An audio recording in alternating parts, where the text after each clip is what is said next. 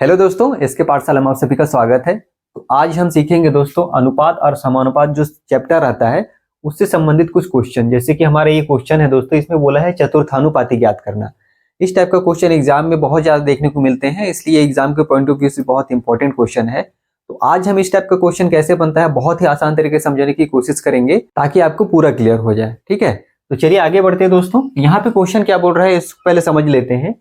यहाँ पे देखिए 3 पद दिया गया है 7, 3, 21। ठीक है, इसके बाद में बोला है चतुर्थानुपाती ज्ञात कीजिए, मतलब कि चौथा पद ज्ञात करने के लिए बोल रहा है।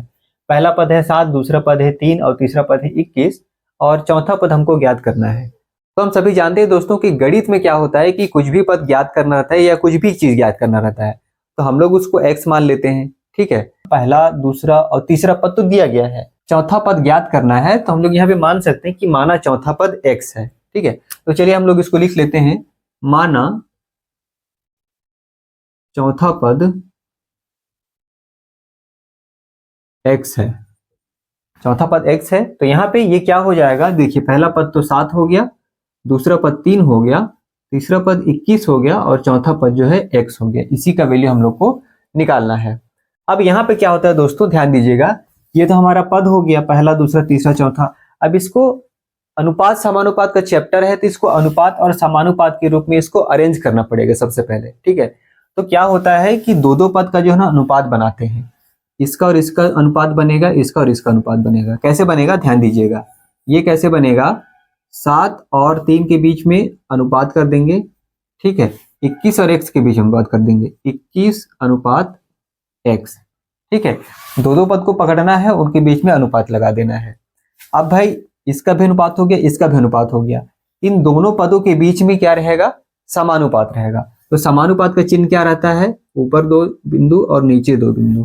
ठीक है, ये होता है समानुपात। तो ये जो है ये अनुपात का चिन्ह है।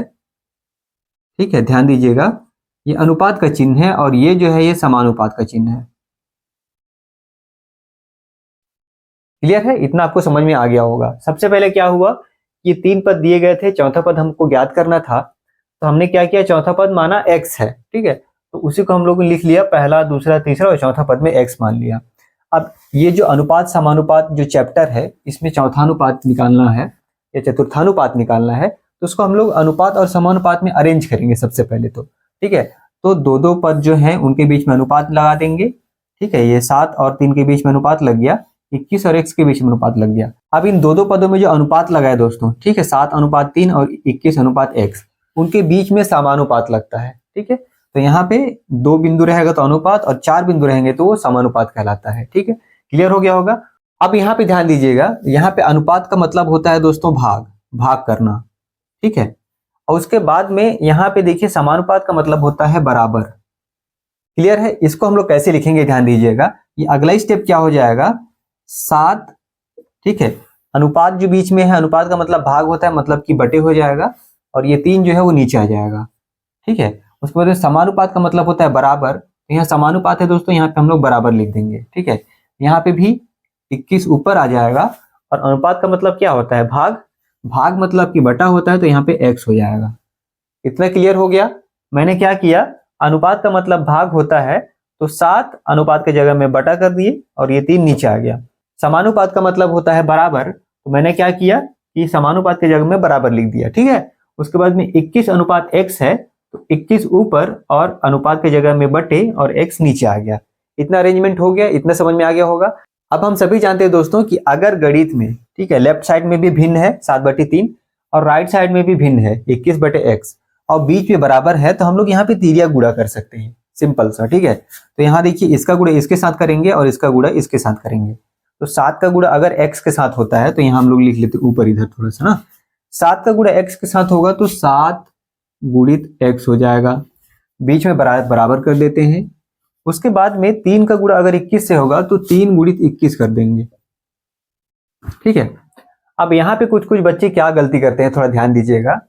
3 का गुणा 21 से करना स्टार्ट कर देंगे, 3 का गुणा 21 से करेंगे, उसके बाद में लिख देंगे।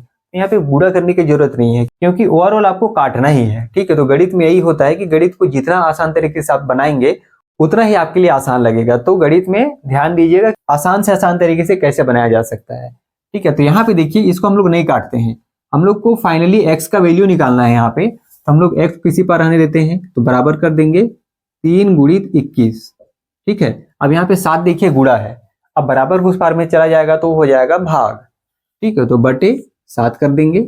अब यहाँ से देखिए काट दीजिए, 7 का भाग 21 में जा रहा है तो 7 एकम 7 और 7 तिया 21। तो x बराबर क्या हो जाएगा दोस्तों, 3 तिहाई 9। यही हमारा आंसर है, x का वैल्यू कितना आ जाएगा, 9 आ जाएगा। तो यहाँ पे जो चौथा पद बोला गया है तो चौथा पद का मान कितना हो जाएगा, 9 हो जाएगा। मतलब कि इन पदों का चतुर्थानुपाती क्या हो जाएगा, 9 हो जाएगा। बहुत ही आसान था, आशा करता हूं कि आप लोग को समझ में आया होगा। और समझ में आए दोस्तों तो प्लीज वीडियो को लाइक कर दीजिए, और अगर चैनल में नए हैं तो चैनल को सब्सक्राइब भी कर लीजिए। तो चलिए दोस्तों, इस उम्मीद के साथ आप लोग से विदा लेता हूं, मिलते हैं फिर अगली वीडियो में, तब तक के लिए नमस्कार।